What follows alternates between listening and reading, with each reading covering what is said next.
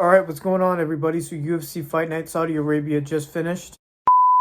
It was overall a pretty mid event. It was a little bit disappointing, some fights, but oh my god, what a way to finish the card. Real quick, before the instant reaction, 93% of you guys aren't subscribed, so if you like UFC, boxing, influencer boxing content, I post 3 to 4 times a week on this channel at least, so make sure you subscribe. I appreciate you.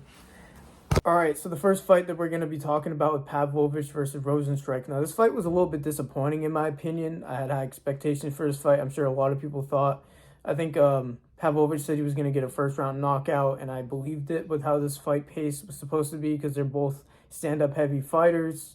But it ended up being them feigning at range for like most of the fight, and whenever they did engage and you would think there's a knockdown, it was just Rosenstrike tripping on his feet. Now, I understand there's two heavyweights that were just respecting each other's power, but they were really just at range, exchanging low kicks most of the fight. Then, like I said, Rosenstrike would like trip down, and then Pavlovich would just control him on the ground, landing like short elbows, Brock Lesnar style. But I don't know, Rosenstrike didn't look that like into winning at that point. It seems like he was a bit defeated, like especially in the third round. Pavlovich was like on top of him for like a straight 3 minutes, and then they came and they like started throwing for like 10 seconds at the end of the fight and nothing clean landed. It's just like heavyweight is at a very weird position right now in the UFC for sure. All right, next fight, Shera the Bullet versus MVP. Now this fight went about exactly how I thought it was going to. I'm not gonna lie, I didn't think the Shera's striking defense was good enough for MVP, and Shera really just wasn't doing enough to pressure MVP. He did at the end of the fight, where he actually seemed to hurt MVP at one point, but he just didn't pressure him at that point. Shera didn't turn to grappling when he was getting outclassed like I thought he was going to, which I do respect him for, but he probably should have, like, in like a logical sense, but still, I do appreciate it. MVP was just way too fast for him. The reason why Shera didn't really want to commit, because every time he did, MVP would just close the distance with a straight right every single time.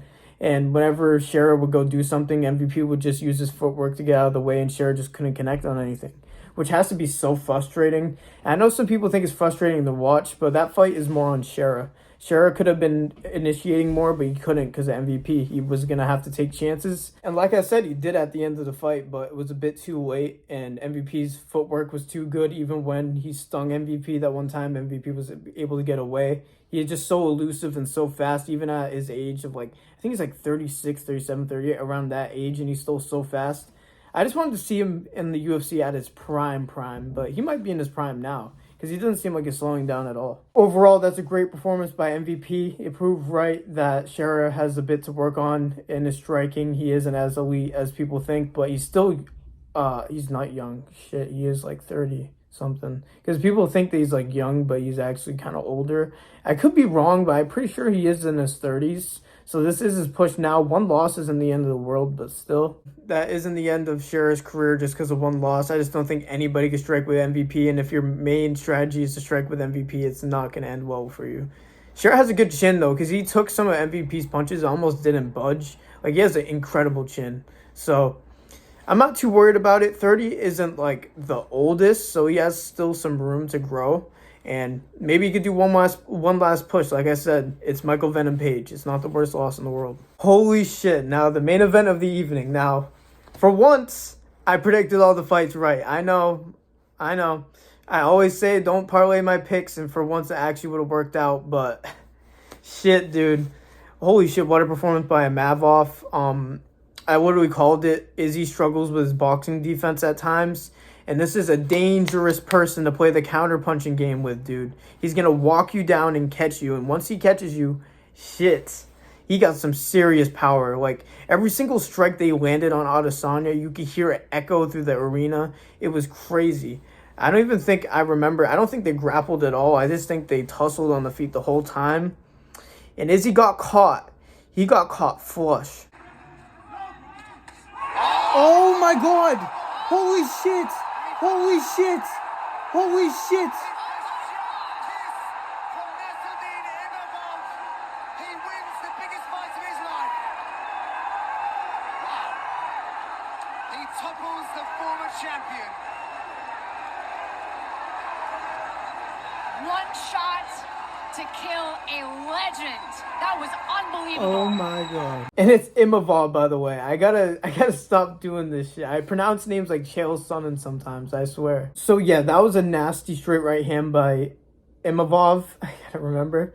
Yeah, very nasty performance. A boxing and wrestling style is a very dangerous style. I wonder where he's going to go in the division. You would like to think after putting Israel Adesanya out like that he could potentially get the winner of Dricus versus Sean Strickland. I would like to see that. No bullshit. Because him and Sean Strickland have fought in the past, and Imavov did very good in that fight. Even though he did lose that fight, he did pretty well against Strickland, who was champion at one point. Obviously, Dricus beat him. So we could see if Strickland wins this fight, because if Strickland wins, Dricus might get immediate rematch. That fight was also a weird occasion where we've seen Sean Strickland actually use his grappling, and he wasn't a 1-2 merchant the entire fight. I say that I love Sean Strickland, but that shows how dangerous and how serious he took Imavov's boxing, because he got some serious power. So yeah, Imavov, oh my god, I can't fucking say his name. Seems like he has a great future in the middleweight division. Let me know if you guys agree in the comments down below. So yeah, UFC Fight Night Saudi Arabia. It was not the greatest event, but probably will still be better than UFC 312, but who knows? Maybe those fights will surprise all of us. I obviously didn't cover the prelims, so let me know if there was any prelims fights that I missed that ended up being bangers. Let me know in the comments down below also. Yeah, man, make sure you guys like the video, subscribe, turn on notifications if you don't want to miss any more posts, because you know how the algorithm is sometimes. Aiden Ross is hosting his first event of his new, thing that he's starting. It's probably going to be a shit show, and if it ends up being a shit show, it's probably the only time I'm going to make a video on it, because I'm not a fan of Aiden Ross doing this whole thing. I just don't think he's the person to do it. Not at all. Yeah, so thank you guys for listening to me yap like usual. God bless every single one of you, and peace out.